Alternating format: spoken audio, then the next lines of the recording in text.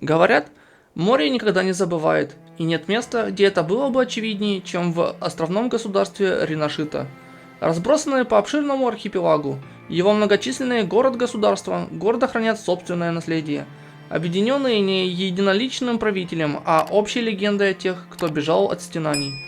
В давние времена эти беглецы приплыли на потрепанных судах, ведомые лишь надеждой и отчаянием. Мало кто верил, что им удастся выжить на столь отдаленных островах, подверженные бесконечным бедствиям, но, невзирая на невзгоды, они сумели выстоять. Поколениями географическая изоляция и жестокие бури скрывали Ринашиту от остального мира. Казалось, что волны одновременно служили и стражем, и тюремщиком. Однако в последнее время по архипелагу пронесся поразительный ветер перемен. Отважные мореплаватели открыли новые морские пути, и вскоре причалы Рагуны заполнились судами, груженными редкими пряностями, драгоценными минералами и экзотическими диковинками. В ответ торговцы и путешественники стали прибывать со всего света, принося с собой культурные богатства и новые возможности. Так Ринашита постепенно превратилась из скопления забытых поселений в один из важнейших торговых узлов.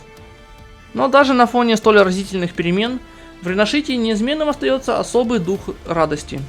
Ярче всего проявляющийся в роскошном празднестве карнавале.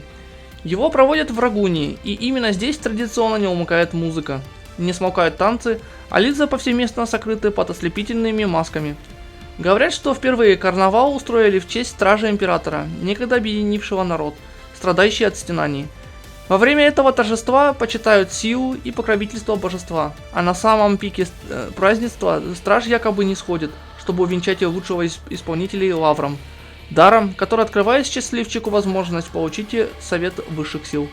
Однако, чтобы по-настоящему понять Ринашиту, необходимо узнать о величественных сооружениях, называемых Генезис Нексусами. Эти громоздкие монументы, выполненные в форме рыбьего хвоста, возвышаются над Рагуной. Как утверждают местные легенды, по милости самого императора.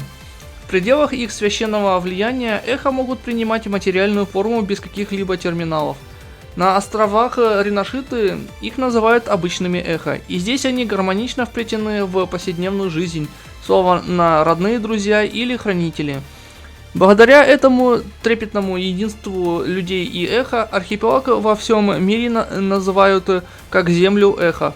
А если вы увидите, как ребенок шагает по улицам Рагуны рука об руку с мерцающим силуэтом, то сразу поймете, что вы в уникальном месте. Так же, как эхо почитают и берегут, особое значение в Ринашите придается семействам. В здешнем обществе интерес семьи куда важнее личных стремлений. Из всех семей особенно известны две.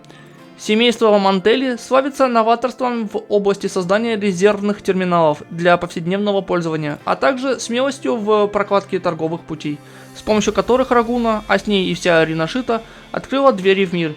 Их дерзкие предприятия принесли роду Мантели небывалую славу и богатство.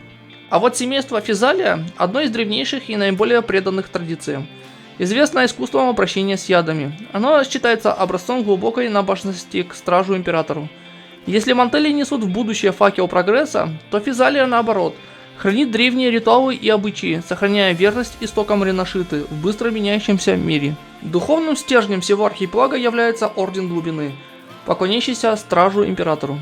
Его возглавляет примус Фенрико, объявивший себя просвещенным, призванным нести волю божественного покровителя. Под началом примуса жрецы выполняют священный обряд, а акалиты странствуют по всем городам-государствам, распространяя веру и заботясь о том, чтобы наследие стража никогда не угасало в сердцах людей.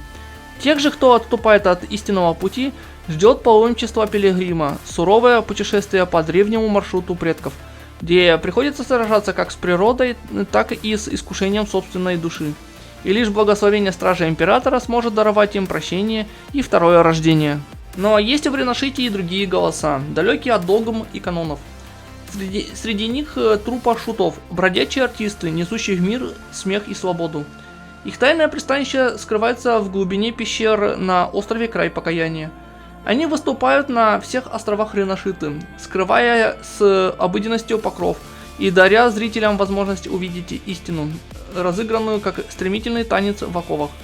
И вот грядущий карнавал в Рагуне снова распахивает перед ними яркую сцену, позволяя их душам высказаться в своих странствиях и спектаклях. Такова Риношита, земля, где волны приносят не только дары моря, но и истории о непокорном духе и неугасающей вере.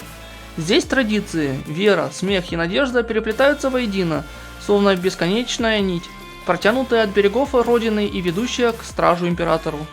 Каждый шаг по этим островам вовлекает в новый виток легенды о Возрождении, обещая тем, кто осмелится отправиться за горизонт, окунуться в мир грез и открытий.